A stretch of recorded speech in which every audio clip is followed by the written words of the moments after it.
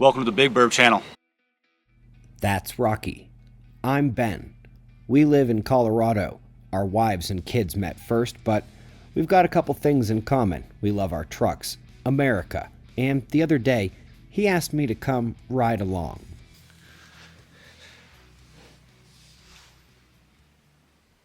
I kind of thought when Rocky asked me to come with him that he was bored.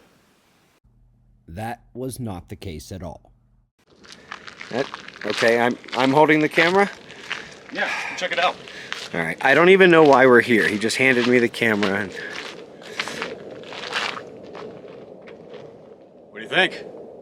This appears to be an old Suburban, Rocky. Well, it's not just any old Suburban. It's a K20 3/4 ton. This thing is going to be a monster. Well, that's about right. Mechanic jockey extraordinaire. Yeah, I call him that because he can literally do everything I can't do, and it makes me frustrated.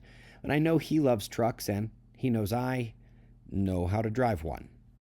So what do you think?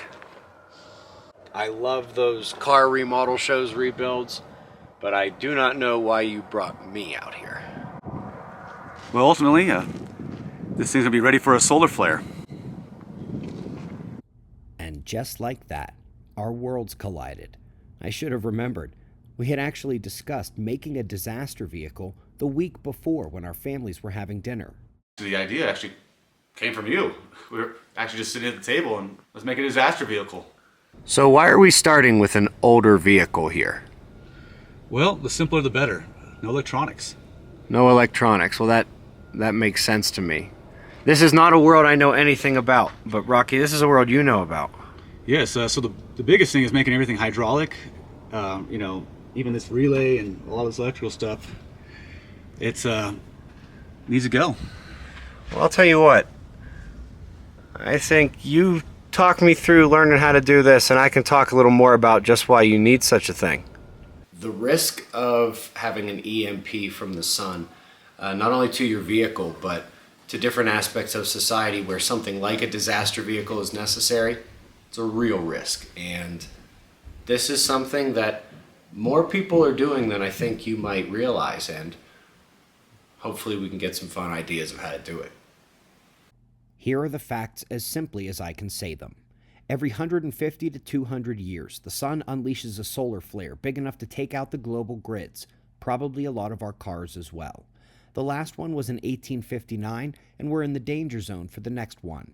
We're also unfortunately due for an even bigger cycle event, one that would mean the end of civilization.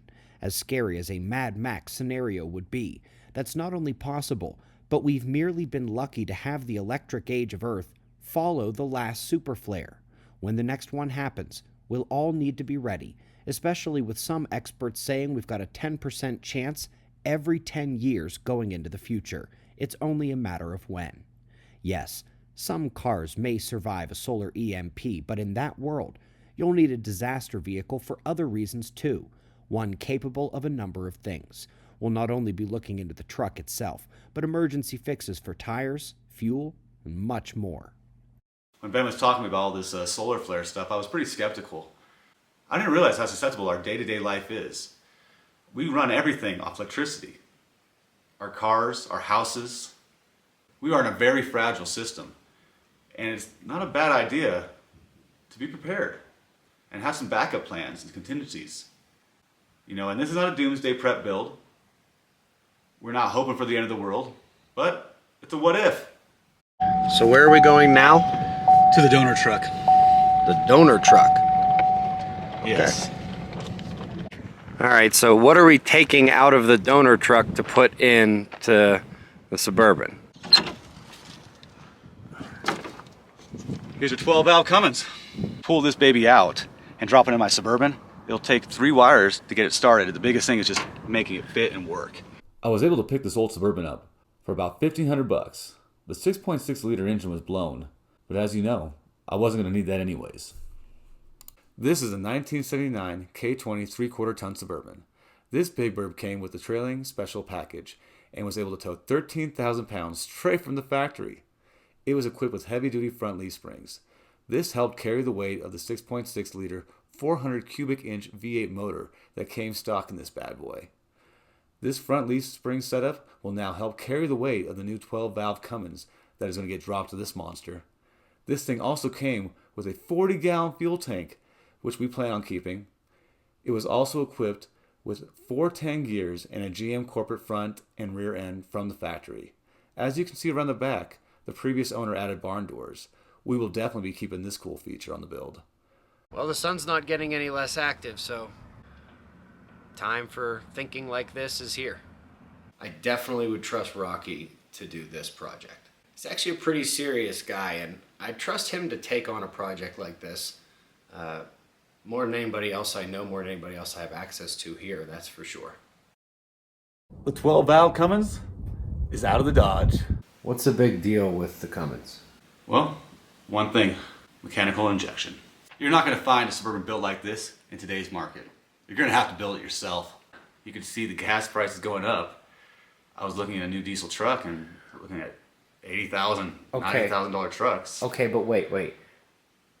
Gas prices going up doesn't equal I'm going to deck out a 1979 Suburban. Well, my mind works a little differently, I guess, than most. Really, I wanted a big truck, and I wanted something that could haul my family. And they really don't make anything that is comparable these days. You can get a big truck with a cab and a bed, but you can't get a full-size Suburban with a diesel engine that can pull anything decent. Most car channels show you all the details, the nitty-gritty. This is not this channel. We're going to give you a good overview of the actual build itself. We're going to give you different options that you might want to go with your own build, and why it would actually be necessary and what you can do with it. I have to hand it to him. I wouldn't want to see every inch of the mile in building this vehicle. By giving you guys an overview, giving other options along the way, and explaining the rationale behind these decisions, this is going to be a different car channel indeed. But after day one, still had a few questions. Is it easy to find everything that you need to build this thing, or are you suffering the same supply chain woes as the rest of the planet at the moment? Well, luckily none of my stuff comes from China, so everything here is more local, out of a junkyard, or more or less a Craigslist find, Facebook Marketplace, and honestly, I'm not trying to plug Facebook in by any means. I'm not trying to do that, but just you kind of have to scavenge for these parts, and if you don't find these parts, you're kind of SOL. And a lot of these things are now 40 years old. The transfer case I'm looking for, NP205, is very well known for 4x4s. I mean, they take that thing and tear it up because you can't tear it up. Between regular transfer cases these days, they're all chain driven, where this is a giant gear, and I mean, you feel this thing. It is as heavy as it feels, and it adds weight to your truck, and it's not helping with gas mileage, but it's unbreakable. But these are the kind of parts that people look for that aren't very common on your typical cars, but for these enthusiasts, they're not a dime a dozen anymore. Rocky oversees pretty big projects in real life, so I was also eager to see how much he had planned out already. Hey everybody, it's very important to make sure that you have all your project costs itemized. If you do not have anything itemized, you're going to go over budget real quick. I mean, just alone, if you look into the Excel sheet, you can see just all the cells and everything I've built up, and I'm already estimating $22,000 into this build, and we haven't even started yet.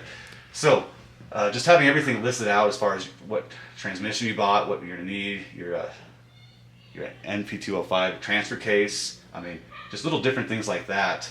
When it comes down to your itemized list, you really just need to make sure you have it listed out item by item. This is a pretty good start, I think. In the following episodes, we'll show more of the build, give you those other options for your build, learn more about the sun and the future outlook, and probably keep having fun making these videos as well. Yeah, I think I could work on the truck. He's not going near my truck. I'm really not too sure if he knows how to use tools. Gearhead. Nerd. He does a little better job staring at the sun than cranking a wrench. I know this. I'm going to stop coming over here, because every time I come over here to do the big Burb stuff, we get a solar flare, so I might just never talk to you again. This is my project manager. Let the big Burb build begin. Big Burb, big bad Burb.